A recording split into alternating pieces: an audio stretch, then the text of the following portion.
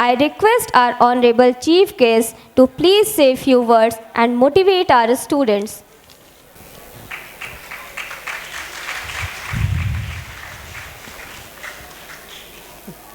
Care and career school के वार्षिकोत्सव के इस कार्यक्रम में मंच पर उपस्थित हमारे अग्रज परमादरणीय Shri Anand Krishna Mishra ji, chairman care and career school, Shrimati Arundhati Mishra ji, प्राचार्य care and career school, Shri Ankit Mishra ji, MD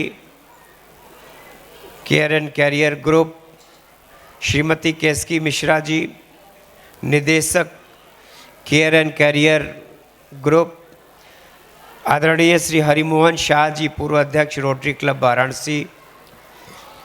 इस सभागार में मेरे साथ आए डॉक्टर हरदत्त शुक्ल जी, प्रमोद राय जी, सुनील मिश्र जी, विद्यालय के हमारे तमाम शिक्षक शिक्षिकाएं बहनें और प्यारे बच्चों, सबसे पहले तो इस वार्षिकोत्सव की ढेर सारी बधाई और शुभकामना देता हूँ।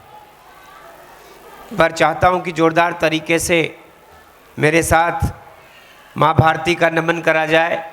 भारत माता की। सब लोग अंधेरे में बैठे, दिख नहीं रहा कितनी संख्या है। फिर से बोलिए मेरे साथ, भारत माता की। वंदे वंदे। धन्यवाद। इस विद्यालय के से मैं बहुत सालों से जुड़ा हूँ। इसकी जो शहर की ब्रांच थी रामापुरा, मिस्र पोखरा, वहाँ भी मैं बहुत कई बार गया हूँ। आपकी वर्तमान में जो शाखा है वहाँ भी जाने का अवसर मिलता है। ये वार्षिकोत्सव विद्यालय की प्रगति का एक ऐसा लेखा जोखा प्रस्तुत होता है। हमारे बच्चों ने कैसा किया, हमारा कॉलेज स्कूल कैसे प्रगति कर रहा।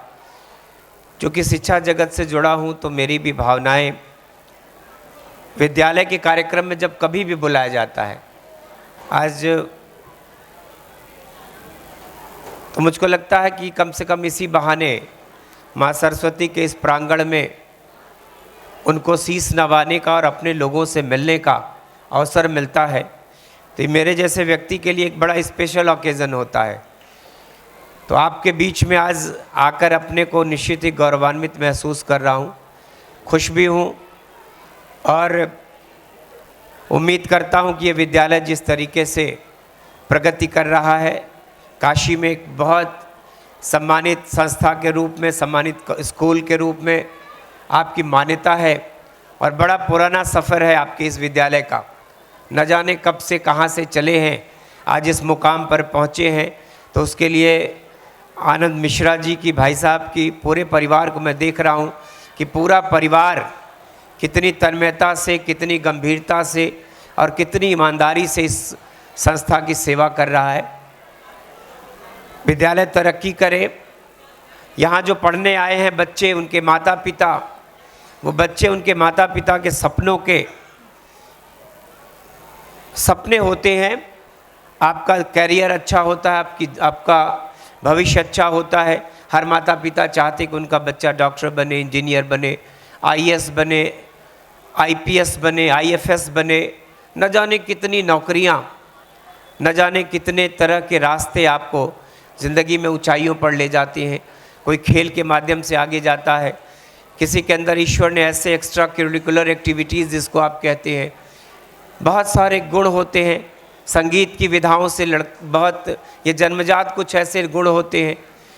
बच्चे जैसे वो मिट्टी का वो गूथा हुआ ऐसा हिस्सा होते हैं जिनको पहली पाठशाला तो पहले गुरु तो उनका घर होता है। उनके माता पिता, उनका परिवार, उनके दादा दादी, उनके नाना नानी उनको तराशते हैं। फिर वो जब स्कूल आते हैं तो स्कूल उन बच्चों को तराशने का काम करते हैं और मूर्तियों के रूप में गढ़ने का काम करते हैं। फिर अपनी मेहनत, अपनी तपस्या, अपनी पढ़ाई के बूते फिर वो न जाने कहाँ कहाँ जाते हैं, दुनिया में बिखर जाते हैं। फिर आपका कोई बच्चा दुनिया के किसी दूसरे देश में जाकर बड़ी ऊंचाइयों पर रहता है, इस देश में ही रह के देश की सेवा कर रहा। विदेश में भी आप समझ लीजिए कि भारत ने दुनिया को सदैव ज्ञान का रास्ता दिखाया है। अतीत के भारत को जब आप जानिएगा तो आपको लगेगा कि दुनिया में सबसे पहले अगर स्कूलिंग पढ़ाई की शुरुआत हुई, चाहे वो तक्षशिला विश्वविद्यालय हो, चाहे वो नालंदा विश्वविद्यालय हो, ये 2000 साल पहले ये स्कूल भारत में विश्वविद्यालय बन चुके थे। और आपको सुन के अच्छा लगेगा कि नालंदा में 10,000 छात्रावास में रह के बच्चे पढ़ते थे जो विदेश के हुआ करते थे, दुनिया के दूसरे देशों के। तो भारत सदैव ज्ञान का ऐसा केंद्र रहा कि लोगों को पढ़ना लिखना, चाहे दुनिया को सभ्यता का एहसास कराया हो। भारत की सभ्यता भी बहुत प्राचीन है। जब पुरानी सभ्यताओं को दुनिया सर्च करती है तो उसमें देखती है कि भारत सबसे प्राचीन सभ्यताओं वाला देश है। चाहे हड़प्पा की खुदाई में वो जो जीवन शैली आज से 6000 साल पहले, चाहे मोहनजोदाड़ो की खुदाई होती है तो एक नई दुनिया मिलती है। तब दुनिया को आश्चर्य होता है कि भारत के लोग आज से इतने 1000 साल पहले इतने सभ्य थे, इतने एडवांस थे, इतनी सिस्टमेटिक लाइफ जीते थे। गुरुकुल परंपरा थी, हमारे गुरुओं के आश्रम हुआ करते थे। और जाके न जाने आप अपने जब ईश्वर को, अपने आराध्य को पढ़ते हैं, चाहे भगवान राम के जीवन को पढ़ते हैं तो पता चलता है कि उनके गुरु वशिष्ठ के आश्रम में पढ़ते थे। जब आप भगवान श्री कृष्ण को पढ़ते हैं तब आप पढ़ते हैं कि उज्जैन कि जिस विद्यालय में वो पढ़ते थे अपने गुरु के पास, तो ये गुरुकुल हमारी शिक्षा का आधार थे। आज भारत के बच्चे दुनिया में भारत का जो नाम बढ़ा रहे हैं, वो भी जब आप पढ़ते होंगे तो खुशी होती है कि मोदी जी, हमारे देश के यशस्वी प्रधानमंत्री जी, जब कहीं किसी देश में जाते हैं, उन देश के अपने उन लोगों से, चाहे व्यापारी हो, चाहे वो वहाँ का किसी आईटी प्रोफेशनल हो, किसी विधा से अगर वो दुनिया के दूसरे देश में रहता हो तो मोदी जी उनसे मिलते हैं, उनको बकअप करते हैं और वो ऐसे लोगों का मनोबल बढ़ाते हैं। करोड़ों लोग भारत के बाहर भी दुनिया में जाकर भारत का मान बढ़ाते हैं। ये हमारे वही बच्चे हैं, कोई गांव से निकला है, कोई शहर में कहीं पढ़ा है, संसार में कहीं भी है, लेकिन उसका सम्मान बहुत है। आपको सुन के अच्छा लगेगा कि अमेरिका में रह के अमेरिकन जितने कमाई करते हैं उससे ज़्यादा पैसा हमारे भारतवंशी नौजवान अमेरिका में रह के कमाते हैं। हम दुनिया में लगातार पिछले कई सालों से संसार में जो विदेश में रह के हमारे नौजवान, हमारे बच्चे, हमारे बेटे बेटियां जॉब करते हैं, सबसे ज़्यादा पैसा अगर किसी देश ने अपने देश को भेजा है वो भारत है, जिसमें सबसे ज़्यादा पैसा कमा के अपने देश भेजने वाले देश में भारत दुनिया में पहले नंबर पर। कौन कमाता है? हमारे युवा कमाते हैं, हमारे नौजवान कमाता है, हमारे बेटे बेटियां कमाते हैं। तो विद्यालय परिवार से बस इतना कहता हूँ कि खूब मेहनत करिए। ये बच्चे आपको अपने माता पिता का जब अच्छा कर जाते हैं तो अपने परिवार का, अपने विद्यालय का, अपने गुरुजनों का। जब भी सचिन तेंदुलकर की बात आती है तो रमाकांत अचरेकर का नाम ज़रूर आता है।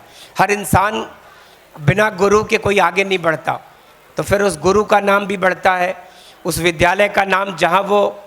अभी एक घटना आपको बताऊं, रसियन एक बड़ा उद्योगपति, उसने बहुत पैसे वाला जब वो हो गया तो उसने अपने गांव के उस प्राइमरी स्कूल को सोने से मढ़वा दिया। उसका इतना लगाव था कि गांव के प्राइमरी स्कूल से पढ़ के वो बच्चा निकला, बाद में वो इंडस्ट्रियलिस्ट हो गया, बड़ा आदमी हो गया, लेकिन उसकी भावनाएं जुड़ी रहती हैं। हर इंसान, कभी गौर करिएगा, जब लौटता है वापस, कभी अपने शहर आता, अपने घर आता, अपने स्कूल ज़रूर जाता है। आज एलुमनाई के रूप में हिंदुस्तान के जितने विद्यालय हैं, यूनिवर्सिटी हैं, सब अपने पुराने लोगों को, बच्चों को याद करते हैं कि हमारे बच्चे कहाँ हैं, किस स्थिति में। कोई आईएएस है, कोई बड़े बड़े पदों पर, कोई मिनिस्टर है, कोई राजनीति में, कोई अंतरिक्ष के क्षेत्र में, कोई वैज्ञानिक के रूप में। तब विद्यालयों को गौरव की अनुभूति होती है कि हमने जिन बच्चों को पढ़ाया आज वो कितनी ऊंचाइयों पर है। हम विद्यालय परिवार को और अपने शिक्षक शिक्षिकाओं बहनों से कहना चाहते हैं कि अपना बेस्ट इन बच्चों को दीजिए, फिर ये निश्चित ही आगे बढ़कर आपका नाम, विद्यालय का नाम, माता पिता का नाम, शहर का नाम आता है, गांव का नाम आता है चर्चा में, किस गांव का बच्चा है। तब जाके गौरव बढ़ता है उस परिवार का, इसके माता पिता कौन है। सारी दुनिया के बाद ये जिज्ञासा का विषय हो जाता है कि कहाँ का बच्चा है जिसने इतनी ऊंचाइयाँ छुआ, खेलों के माध्यम से, संगीत के माध्यम से। तो बहुत सारे रास्ते हैं, बहुत सारी विधाएं हैं, आपको आगे ले जाएंगी। विद्यालय हर तरह से आपको आगे बढ़ाने का, आपको अच्छा पालक बनाने का, अच्छा छात्र बनाने का, अच्छा भारतीय बनाने का प्रयास करता, अच्छा इंसान बनाने का प्रयास करता है। ऐसे ही विद्यालय तरक्की करे। चूँकि मुझको अभी बहुत दूर जाना है, इसलिए मैंने क्षमा मांगा था कि मुझको थोड़ा सा जल्दी छोड़ दीजिएगा। तो फिर कभी किसी मोड़ पर हम लोग मिलेंगे तो फिर विधिवत बातें करेंगे।